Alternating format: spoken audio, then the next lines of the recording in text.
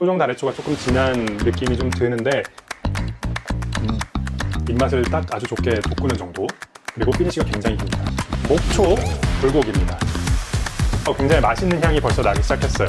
불고기 숙주 샐러드는 완성이 됐습니다. 자, 박수 한번. 이거 너무 맛있다. 저는 적극적으로 추천드리고 싶습니다. 셰프의 오가닉 그로서리 발리마켓은 네이버 스마트 스토어로 이용하실 수 있습니다. 고정 댓글에 링크를 타고 가시면 제주 목조, 제철 채소과일, 동물복지 유정란 등 다양한 친환경 식재료를 엄선하여 농장 직송으로 판매하고 있습니다.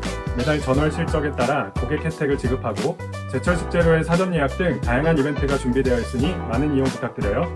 안녕하세요, 발리마켓 구독자 여러분. 오늘은 노셰프의 식재료 이야기 그 네 번째 시간인데요. 오늘 들려드릴 식재료 이야기는 식초입니다. 여러분들 식초를 얼마나 자주 사용하시나요? 저는 식초를 단순히 식맛을 내는 데만 쓰지 않고 각종 감칠맛 또 어떤 특정한 맛들을 배가시킬 때 식초를 자주 사용합니다. 또한 식재료의 어떤 이치라든지 비린맛을 잡는 데도 식초를 사용하는데요. 하지만 제가 생각했을 때 우리나라 한식은 신맛을 사용한 음식들이 상대적으로 그렇게 많지는 않은 것 같아요. 예를 들면 고소한 맛이라든지 짠맛, 단맛, 매운맛 등의 맛들은 굉장히 활용성이 높고 다양한 반면에 신맛을 사용해서 여러 가지 맛을 내는 음식들은 상대적으로 좀 적은 것 같습니다. 그런데 비해서 이제 외국의 경우에는 신맛을 굉장히 다양하게 사용하는 요리 기법들이 많습니다. 만약에 저한테 어떤 퀴즈인, 어떤 나라의 요리가 신맛을 가장 많이 사용하냐, 다양하게 사용하냐라고 물어보신다면 저는 북유럽 퀴즈인을 꼽을 것 같아요. 노르딕 퀴즈인이라고도 하는 북유럽은 척박하고 추운 날씨 때문에 어떤 식재료를 이제 재배하기도 쉽지 않고 어떤 경로를 통해서 채집을 한다고 해도 보관이 굉장히 길어야만 합니다. 그래서 이 보관 기간을 늘리기 위해서 피클링이라는 기법을 사용하는데요. 이 피클링은 우리가 흔히 아는 피클입니다. 이 북유럽에서는 단순히 이 피클만을 먹는 게 아니라 피클을 담았던 용액, 즉 피클링 용액을 소스로도 활용을 하고요. 또 피클링 용액을 만들 때 여러 가지 향신료와 허브들을 사용해서 복합적인 다양한 맛을 추구하기도 합니다. 그래서 이 요리 기법을 바탕으로 전 세계적으로 유명한 노마와 같은 파인다이닝들이 많이 생겨났는데요. 북유럽 요리들이 이제 전 세계적으로 트렌드가 되면서 이 신맛에 대한 주목도 굉장히 높아진 상황입니다. 이런 우수한 식문화를 가진 나라들은 각 나라마다 대표하는 이 신맛을 내는 재료들이 있습니다. 그 재료 중에 가장 대표적인 것은 뭐니 해도 식초인데요. 예를 들면 이태리의 발사믹 식초라든지 스페인 헤레스 지방의 쉐리 식초, 그리고 프랑스의 다양한 각종 와인 식초 등이 있고요. 중국과 일본의 흑초와 적초 등이 대표적일 것 같습니다. 앞으로 이어질 친환경 농업 스토리와 식재료 이야기가 궁금하시다면 구독과 좋아요, 알림 설정 부탁드려요.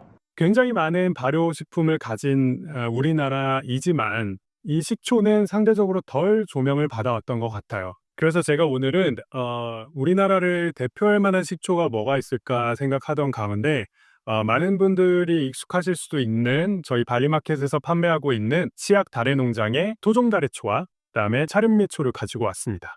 치약 다래농장의 노동호 농부님이 만드신 이 다래초와 차름미초는 농부님께서 치약산이 아직 국립공원으로 지정되기 전에 터를 잡으시고 당시에 토종다래가 재배보다는 야생에서 나는 것들을 주로 먹을 수밖에 없었던 시대임에도 불구하고 재배를 시작하셨는데요.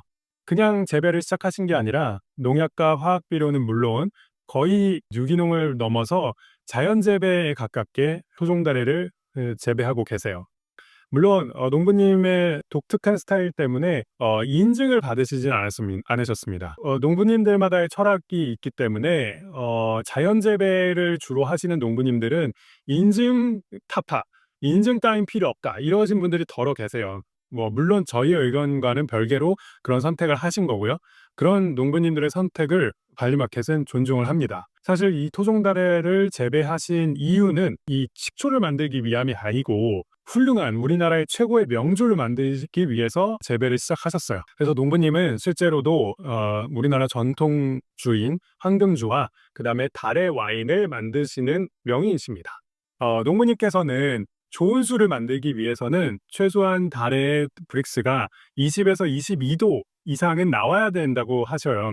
그래서 그 수준에 못 미치는 달애들로 이제 식초를 만드시는데요. 황금주와 달의 와인을 만드시는 기법으로 똑같이 만들어진 용액을 종균을 넣고 식초를 만드십니다. 근데 식초를 만드시고 바로 병입해서 판매하시는 것이 아니고 7년을 숙성을 하셔요. 7년을 온기와 그 다음에 이틀 이상 숙성 용기에서 7년간 숙성을 하시는데요. 숙성을 하는 이유는 간단합니다. 농부님이 생각하셨을 때 가장 좋은 맛은 7년 정도가 숙성이 되어야 나온다라고 생각하시기 때문이에요. 그러면 7년 동안 숙성을 했을 때 과연 좋은 점이 뭐야? 라고 물어보실 수 있잖아요. 그래서 제가 조사를 해봤는데요. 식초는 숙성 기간 동안 초산의 날카로운 산미는 둥글둥글해진다고 해요. 또 여운이 긴 감칠맛이 나타납니다.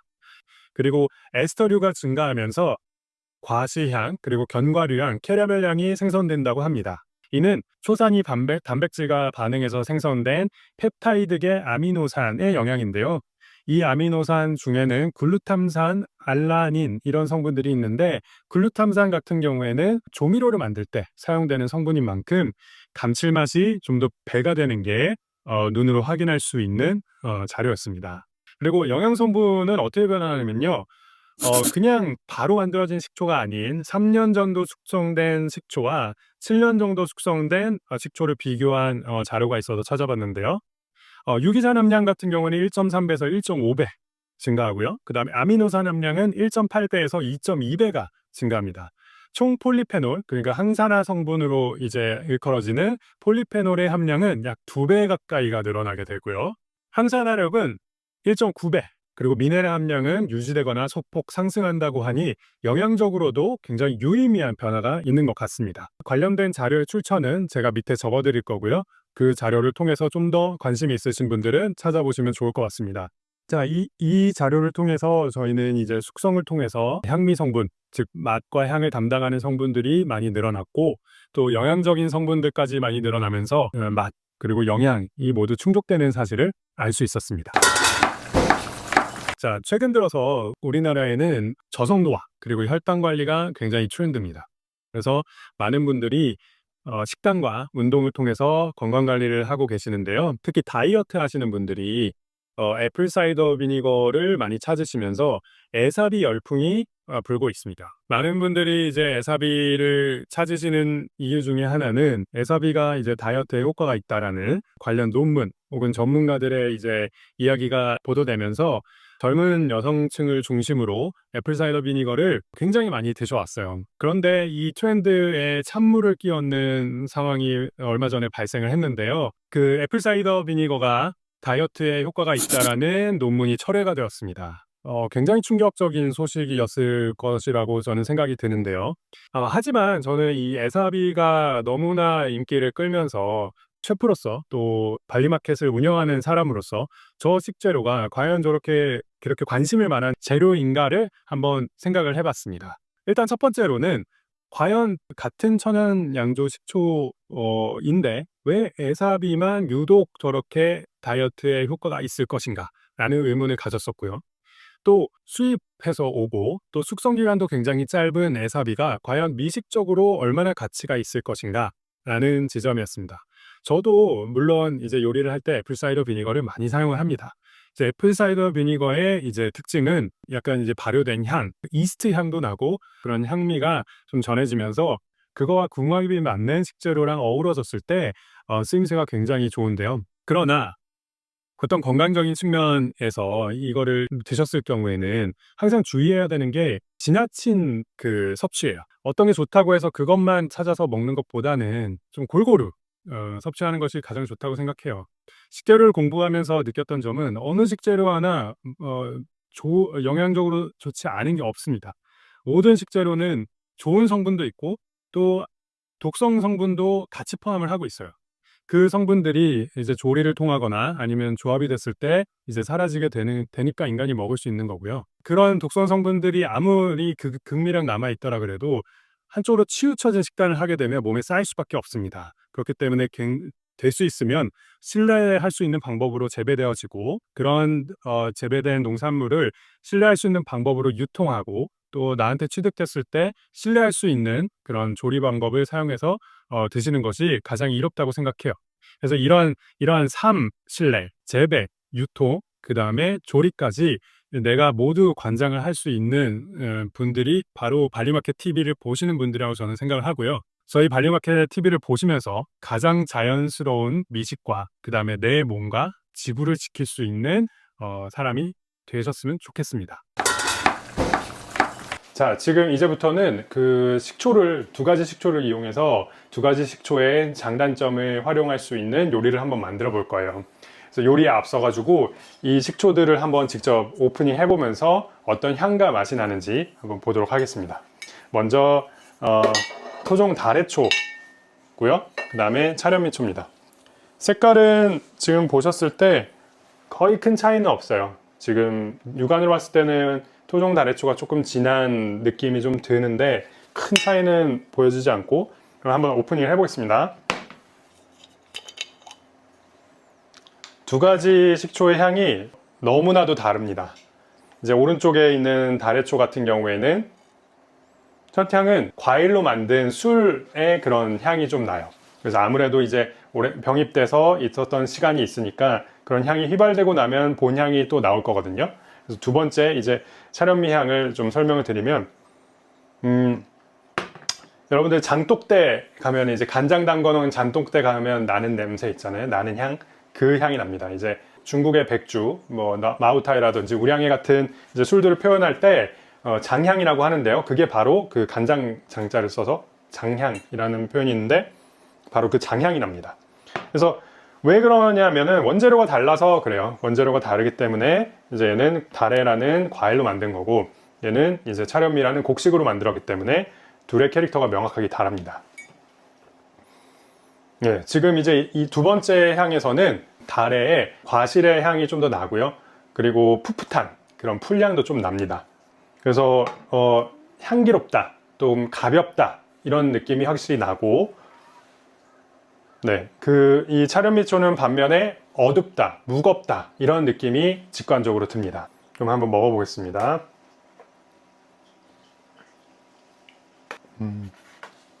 네, 먹었을 때 이미 7년 이상 숙성이 됐다 보니까 산미는 굉장히 둥글둥글합니다. 물론 많이 먹으면 위에 부담이 되겠지만 충분히 식초만 드실 수 있을 정도로 이렇게 강하지 않고, 오히려 맛있다라는 생각이 드는 이유가 발효된 어떤 향이 감칠맛으로 들어오면서 식욕을 굉장히 자극하고 벌써 이 침샘이 굉장히 많이 고여요. 그래서 입에서 침이 굉장히 많이 나오고 있습니다. 네, 그리고 차련미초. 차련미초 아까 향에서 느꼈던 그런 곡식의 고소함 그리고 감칠맛 이런 것들이 모두 다 느껴지고요. 저는 굉장히 맛있고 시중에서 파는 식초를 먹었을 때와는 확연히 다른 점을 느끼실 수 있습니다. 제가 이 식초를 먹었을 때 양미간이 이렇게 많이 찌푸려지지 않죠. 네, 그 이유가 이미 이제 이 산도가 어느 정도 숙성을 거쳐서 둥글둥글해졌기 때문이에요. 네, 입맛을 딱 아주 좋게 돋구는 정도, 그리고 피니쉬가 굉장히 깁니다. 지금도 계속 침샘을 자극하면서 제 코의 여운에 굉장히 비강을 돌면서 계속 이 향이 맴돌아요. 두 식초 모두 너무 맛있고요. 빨리 이 식초들을 사용해서 요리를 해볼 건데요. 오늘 요리를 숙주 불고기 샐러드로 정했습니다. 숙주 불고기 샐러드. 저도 좀 생소한 이름이긴 한데요. 숙주는 아삭아삭한 식감이 되게 좋잖아요. 그래서 아삭아삭하면서도 거기에 약간의 산미만 부과할 수 있게 이 다래초를 사용을 할 거고요. 그 다음에 불고기에는 고기잖아요. 고기와 간장 소스가 이렇게 맞물려 있으니까 감칠맛을 더 돋구기 위해서 차련미초를 한번 사용해 볼 겁니다. 그래서 오늘 이제 이 훌륭한 식초들과 궁합을 잘 해야 되기 때문에 또 좋은 식재료를 제가 갖고 왔는데 소개시켜 드릴게요. 자, 바로 목초 불고기입니다. 제주 한우, 제주의 공동 사육 문화를 통해서 목초를 먹이고 넓은 초지에서 이렇게 운동한 소들을 선별해서 불고기를 만들고, 또 제주의 푸른 콩을 이용한 명인이 만든 간장을 사용한 양념이 들어갑니다. 그래서 미식과 건강 두 마리 토끼를 잡을 수 있는 상품이고요. 제가 이 상품의 판매와 그리고 홍보에 참여하게 돼서 여러분들한테 알려드리고 있으니까요. 여러분들 곧 발리마켓을 통해서도 만나보실 수 있을 거예요. 아마 이 영상이 올라갈 때쯤이면 아마 판매를 하고 있을 수도 있는데 한번 오늘 제가 요리하는 걸 보시고 한번 드셔보셨으면 좋겠습니다. 자, 그리고 오늘 이제 준비된 재료들을 조금씩 설명드리면, 이제 아까 말씀드렸던 목초 불고기, 그 다음에 숙주, 식감을 위해서 팽이버섯 정도 준비를 했고요. 거기에 두식초, 다래초와 차련미초 준비되어 있고, 조금의 가미를 더 하기 위해서 이제 올리브오일, 레몬즙, 그 다음에 메이플 시럽, 소금이 이제 준비되어 있습니다. 그래서 아주 간단한 요리고요.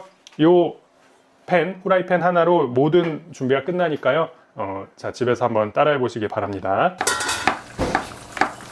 달궈진 팬에다가 오일을 살짝 두르고 여기다가 숙주랑 팽이버섯을 살짝 볶아줄 거예요. 근데 이때 중요한 게, 살짝 볶아줄 때 식초를 사용할 겁니다. 왜 식초를 사용하냐면 이 숙주를 자칫 잘못 조리를 하게 되면 풋내가 날 수가 있어요. 그래서 풋내를 날려줄 용도로 이 식초를 사용할 거고요. 이 숙주는 아주 빠르게 익었나 싶을 정도로만 익힐 거예요. 그래서 일단 어느 정도 센 불로 시작하시는 게 좋습니다. 후라이팬에 기름이 끓고 연기가 올라오기 시작할 때 숙주를 먼저 투여를 할 거예요. 이제 수증기가 올라오죠. 이때 이 식초를 같이 부어주겠습니다. 한번 뒤집어 주고요. 네, 이 식초가 들어감으로 해서 이 아까 풋풋했던 그 숙주의 향은 모두 날아갔습니다. 지금은 오히려 이 식초의 향과 어우러지면서 굉장히 맛있는 향이 벌써 나기 시작했어요. 네, 지금 이제 어느 정도 물이 나오기 시작했고 숙주가 익기 시작했거든요. 이때 팽이버섯을 아주 찢어가지고 미세하게 찢어서 넣겠습니다. 지금 이렇게 익기 시작할 때 살짝의 소금으로만 간을 해주겠습니다.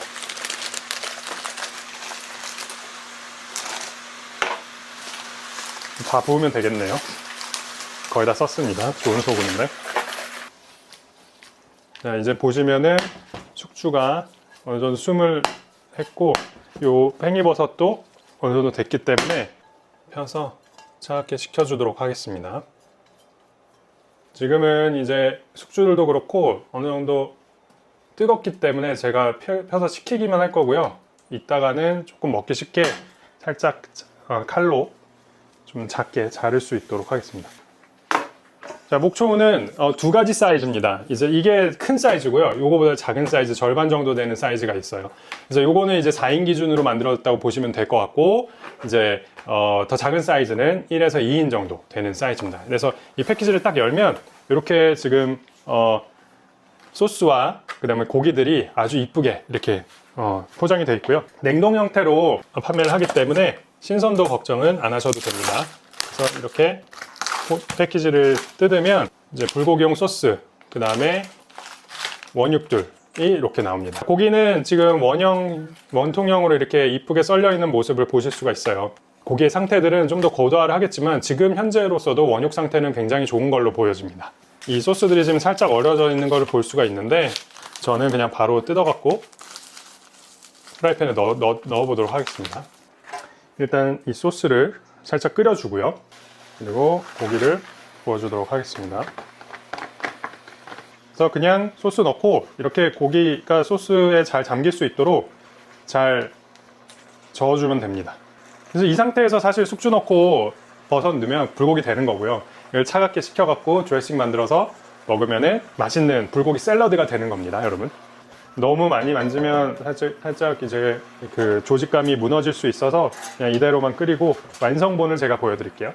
그럼 이 고기가 천천히 익는 동안에 저는 이 샐러드 드레싱을 한번 만들 건데요. 샐러드 드레싱 재료는 다래초, 그리고 엑스트라 버진 올리브 오일, 메이플 시럽, 그리고 레몬즙입니다. 먼저 레몬즙을 용기에 넣고, 그리고 이제 자연스러운 단맛을 위해서 저는 이제 메이플 시럽을 사용을 할 거고요. 그리고 올리브 오일,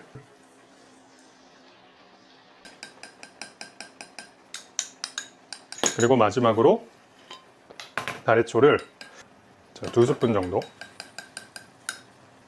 넣었고요. 이게 마지막으로 남아있는 소금으로 마지막 간을 마무리하겠습니다. 그래서 이렇게 해서 샐러드 드레싱은 마무리가 되었고요. 자, 여기 이따가 플레이팅 할 때 마지막으로 넣겠습니다. 자, 불고기를 이제 마무리 한번 해보겠습니다. 자, 이제 불고기가 이제 거의 다 익었고요. 불고기에는 차련미초로 마지막 마무리를 할 건데요. 지금 팔팔 끓는 상황에서 차련미초를 아주 미량만 둘러주도록 하겠습니다. 마지막에 이제 빨간색이 다 없어질 때까지 익히시면 되고, 네, 제가 이 불고기의 맛을 알잖아요. 여러 번 테스트를 해봤으니까. 이 소스만 사용했을 때는 약간 슴슴하다 싶을 정도로 저희가 간을 했어요. 왜냐하면 고기 맛을 즐기시기 위해서. 근데 여기에 인위적으로 예를 들어서 뭐 소금을 더 넣거나 설탕을 더 넣거나 간장을 더 넣으면 이 맛이 흐트러집니다. 근데 식초는 그 맛을 흐트러뜨리지 않고도 맛을 배가시켜주는 효과가 있기 때문에 지금 제가 딱 좋아하는 상태로 완성이 된 것 같아요. 네, 그래서 지금 불고기 완성이 모두 되었고요. 그래서 지금 이 불고기를 접시에 담을 건데, 접시에 담기 전에 샐러드에 국물이 많이 필요는 없어요. 그래서 어느 정도 국물을 빼줄 겁니다. 그래서 이 국물은 아까 만들어 놓은 샐러드 드레싱에 약간 이제 가미를 할 거예요. 준비된 접시에 이제 불고기를 가지런히 담아 보도록 하겠습니다. 지금 이제 김이 팔팔 나고 있기 때문에 차가운 샐러드를 만들기에는 아직 온도가 높고요. 요게 식을 때까지 저는 조금만 쉬다 오겠습니다. 자, 이제 조리를 완성을 시켜보겠습니다. 요리를.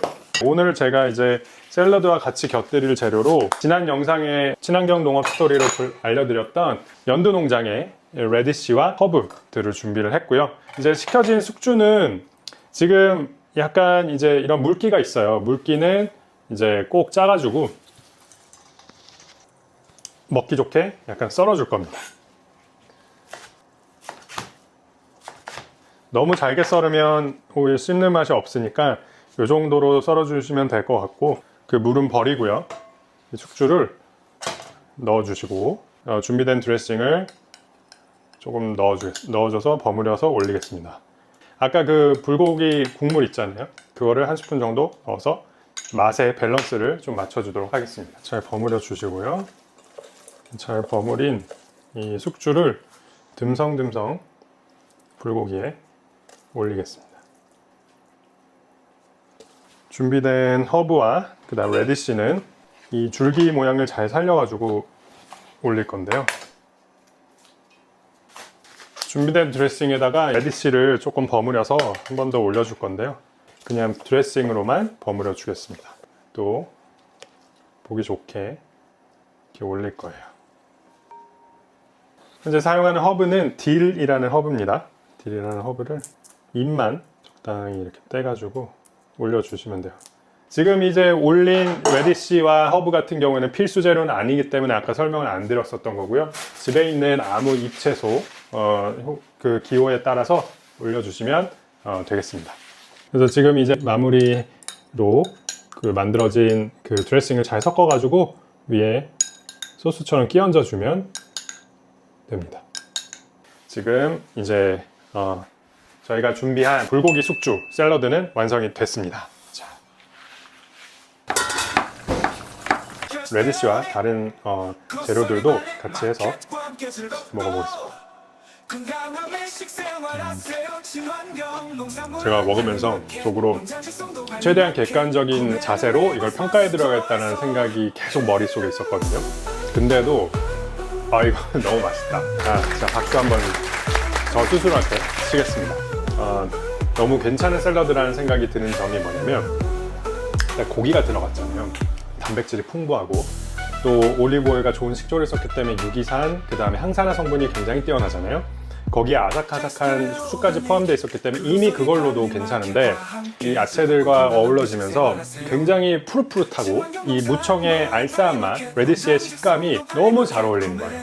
그리고 끝에 이제 이 딜까지 딱 퍼져나오는 은은한 향이, 야, 이거는 그냥 샐러드가 아니라 요리다 라는 생각이 들었습니다. 제가 한 요리지만 정말 너무 맛있고요. 여러분들이 제가 이제 알려드린 이 레시피는 사실 뭐 레시피라고도 할 것도 없어요. 그냥 제주 목초 불고기 사서 저희가 준비한 식초 넣고 올리브오일에 드레싱 만들어 가지고 구운 다음에 식힌 다음에 버무린 다음에 올려서 드시면 됩니다. 이렇게 이쁘게까지 할 필요도 없어요. 상추나 아니면 깻잎 이런 거 쓰셔도 될 것 같고, 이렇게 건강한 불고기를 다 따로 재료를 구입하셔서 사시려면 굉장히 힘들잖아요. 그러지 마시고 저희가 곧 런칭할 이 목초 불고기를 사용하셔서 이 음식을 만드시면 더 손쉽게 맛있게 만드실 수 있을 것 같습니다. 그래서 이 목초 다시 한번 설명드리면 제주에서 공동사용 문화라는 게 있어요.